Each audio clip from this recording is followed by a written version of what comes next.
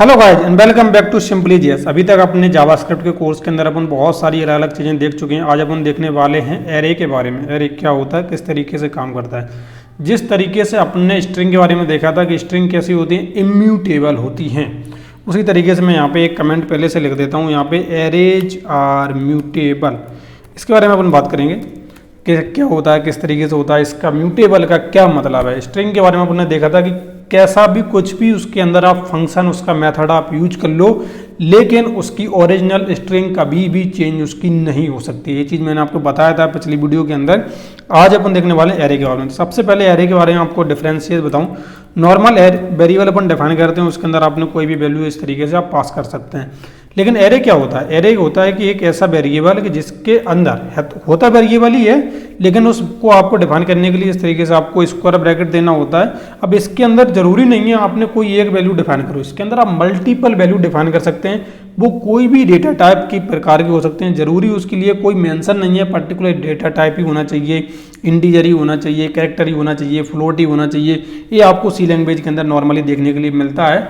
लेकिन इस एरे के अंदर आपको कोई जरूरी नहीं है, आप किसी भी टाइप का इसके अंदर डेटा टाइप का आप वैल्यू इसके अंदर डाल सकते हैं। नॉर्मली अगर मैं आपको बताऊं, यहाँ पे जैसे सागर स्ट्रिंग डेटा टाइप हो गया, थाईटी एक नंबर डेटा टाइप हो गया, नल अपना हो गया, अनडिफाइंड हो गया, और जो भी आप जितने भी और आपके एग्जिस्टेंस में हैं, जैसे ट्रू हो जाता है, फॉल्स हो जाता है, और भी बुलियन है सारे। और अगर मुझे कोई रैंडम डेटा टाइप चाहिए तो वो भी मैं दे सकता हूँ। ठीक है, तो ये अपन क्या कर सकते हैं, एरे को इस तरीके से कर सकते हैं। अगर कंसोल डॉट लॉग अगर मैं यहाँ पे पूरे ए को प्रिंट कराऊँ, केवल ए वेरिएबल लिखूंगा तो उससे क्या हो जाएगा, अब आप उससे देखना क्या हो जाएगा। अगर मैं यहाँ पे जाऊँ तो यहाँ पे देखो आप पूरा एरे प्रिंट हो जाएगा अपना सागर 13 नल, और इसके एक एक वैल्यू का अपन इजीली देख सकते हैं और इसके एक एक वैल्यू को यहाँ पे प्रिंट करा सकते हैं। अब इसके अंदर अगर मैं इस तरीके से प्रिंट कर देता हूँ, इसको मैं अगर इस तरीके से करके अगर मैं खाली छोड़ देता हूँ, तो आप यहाँ पे देखो अनकोड टाइप एरर इस तरीके से नहीं दे सकते। लेकिन इसके अंदर मैं अगर 0 पास करता हूँ, देखो स्ट्रिंग और एरे के अंदर एक सबसे कॉमन चीज़ होती है कि दोनों ही चीज़ें अपनी 0 नंबर, यानी कि जो इंडेक्सिंग है इसकी, वो हमेशा 0 से स्टार्ट होती है। तो अगर मैं यहाँ पे 0 करूँगा तो क्या हो जाएगा, जो पहला अपना जो जैसे स्ट्रिंग का जो पहला लेटर था ना, स्ट्रिंग के अंदर जो पहला लेटर होता था, तो वो पहला लेटर है अपने 0 नंबर की उस पर प्रिंट हो जाता था।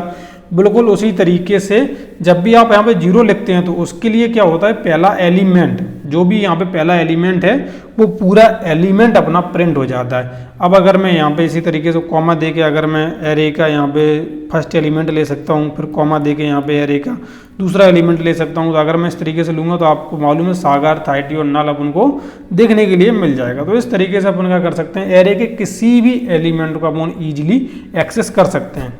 अब बात जो मैंने की थी arrays are mutable, arrays mutable का इसका क्या मतलब है? इसका मतलब ये है कि आपने जैसे मैं यहाँ पे अगर मैं इस तरीके से करूँ एरे 0 और इसके अंदर वैल्यू सागर है, अगर मैं इसके अंदर वैल्यू कर दूँ आनंद, मैंने यहाँ पे कर दिया आनंद। अब मैं क्या करता हूँ, कंसोल डॉट लॉग और इसके बाद जो एरे है उसके पहले एलिमेंट को एक्सेस करने की कोशिश करूँगा। तो अभी यहाँ पे ऊपर देखना और नीचे देखना। ऊपर देखो, ऊपर आपको सागर देखने के लिए मिलेगा, नीचे आपको आनंद देखने के लिए मिलेगा। अगर मैं इसी चीज़ को सेम जो मैंने यहाँ पे किया, अगर इसी चीज़ को मैं यहाँ से उठा के इस जगह पे डाल दूँ तो आप यहाँ पे अंतर देख सकते हैं इजीली। इसके अंदर सागर 30 नल और इसके अंदर आनंद 30 नल आपको देखने के लिए मिल जाएगा। तो यानी कि एरे एक ही है, बस उस एरे का जो पर्टिकुलर एलिमेंट है उसके अंदर की अपन वैल्यू क्या कर सकते हैं, चेंज कर सकते हैं, लेकिन जो कि अपन स्ट्रिंग के अंदर कभी भी नहीं कर सकते थे। एरे की अपने कुछ पर्टिकुलर मेथड होते हैं जिनको अपन अगली वीडियो में बात करेंगे, लेकिन आज अपन को देखना था कि किस तरीके से आप उसको डिफाइन कर सकते हैं, इसके अंदर कितनी चीज़ें कर सकते हैं, इसके अंदर कुछ भी पास कर सकते हैं। मैंने यहाँ पे क्या करना है, अगर मुझे यहाँ पे कोई एक मैंने यहाँ पे मान के चलिए ए इक्वल टू यहाँ पे ऑब्जेक्ट पास कर दिया, जिसके अंदर मैंने यहाँ पे नेम सागर दे दिया, और मैं अगर चाहता हूँ यहाँ पे ए नाम ऑलरेडी डिक्लेयर है तो मैं यहाँ पे बी नाम से कर देता हूँ, ए बी नाम से। और मैं अगर यहाँ पे चाहूँ तो मैं यहाँ पे इस तरीके से केवल ए बी पास कर दूंगा इस तरीके से, तो अपना ए बी चला जाएगा। और अभी मैं अगर कंसोल डॉट लॉग इसी चीज़ को करता हूँ, कंसोल डॉट लॉग, और मैं अगर ए को प्रिंट करूँ, इसके बाद अगर आप ध्यान से देखेंगे तो यहाँ पे सबसे पहले तो Sagar is not define, Sagar is not define, तो नेम, अच्छा हाँ मुझे इस तरीके से नहीं करना चाहिए, मुझे कुछ इस तरीके से करना चाहिए। अगर मैं इस तरीके से करूँगा तब जाके सही तरीके से काम करेगा। आप देखो एरे के अंदर 0 नंबर पे आनंद है। यहाँ पे देखो सागर दिखाई दे रहा है, सागर 30 नल इस तरीके से, लेकिन यहाँ पे क्योंकि अपडेट कर दिया अपन ने, तो 0 नंबर की इंडेक्सिंग पे आनंद, 1 की पे 30 नल अनडिफाइंड ट्रू, और इसके अंदर अपन ने एक ऑब्जेक्ट पास कर दिया जिसके अंदर नेम नाम की वैल्यू सागर है। तो इस तरीके से आप इसके अंदर ऑब्जेक्ट भी पास कर सकते हैं, और इसको अगर आपको एक्सेस करना है तो उसको भी आप इजीली एक्सेस कर सकते हैं। आपने एरे देना है और उसका नाम देना है, जैसे यहाँ पे 0 1 2 3 4 5 6, तो मैंने यहाँ पे 6 दे दिया, और मुझे यहाँ पे डॉट अगर मैं नेम लिख दूंगा यहाँ पे, तो आप यहाँ पे देखेंगे, आप यहाँ पे देखो आनंद 30 नल और सागर आपको देखने के लिए मिल जाएगा। तो अंदर एरे के अंदर आपने ऑब्जेक्ट पास किया, उसके ऑब्जेक्ट के अंदर की वैल्यू को आप इजीली एक्सेस कर सकते हैं। ठीक है, तो इस तरीके से भी अपन इसके अंदर काम कर सकते हैं। एरे के अंदर आपको कोई फंक्शन पास करना, फंक्शन भी पास कर सकते हैं।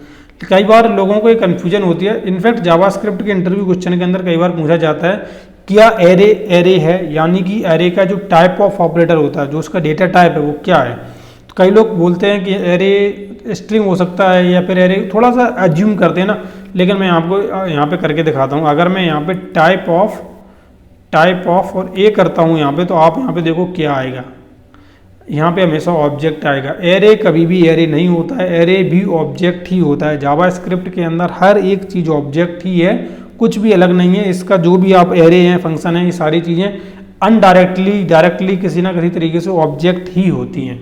ठीक है, तो कभी भी आपसे कोई पूछे कि एरे क्या होता है, एरे का डेटा टाइप क्या है, तो आपको हमेशा बता देना कि जावास्क्रिप्ट के अंदर एरे का डेटा टाइप ऑब्जेक्ट ही होता है। ठीक है, और उसके अंदर आपको कोई पूछता है कि जावास्क्रिप्ट के अंदर एरे के अंदर क्या कोई रिस्पॉन्सिबिलिटी होती है कि कोई एक पर्टिकुलर डेटा टाइप का ही डेटा डाल सकते हैं, नहीं, ऐसा कुछ नहीं है।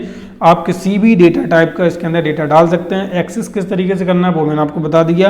कई लोगों मन में सवाल, मन में नहीं मतलब इंटरव्यू के अंदर भी आपसे कई बार पूछा जाता है क्या एरे के अंदर ऑब्जेक्ट को पास कर सकते हैं, क्या एरे के अंदर फंक्शन को पास कर सकते हैं। बिल्कुल पास कर सकते हैं, कोई भी दिक्कत नहीं आने वाली। ठीक है, और फिर ये सवाल आता है कि क्या एरे के अंदर जो ऑब्जेक्ट पास किया है उसकी वैल्यू को अपन एरे के अंदर से एक्सेस कर सकते हैं। बिल्कुल कर सकते हैं, कोई दिक्कत नहीं आएगी।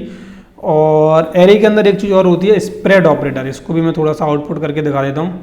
स्प्रेड ऑपरेटर कुछ नहीं होता है, एरे के अंदर जैसे आपने मल्टीपल वैल्यू डाली ना, तो मैं अगर इस तरीके से यहाँ पे कर दूँ, मैं यहाँ पे अगर मैं इस तरीके से कर देता हूँ, अभी आप यहाँ पे देखो, मैं यहाँ पे ट्रिपल इक्वल टू मैंने यहाँ पे ए दे दिया, और मैं यहाँ पे क्या करता हूँ, मैं यहाँ पे इस तरीके से, चलो अभी मैं रहना देता हूँ क्योंकि इसका अभी कोई मतलब नहीं बनेगा। मैं यहाँ पे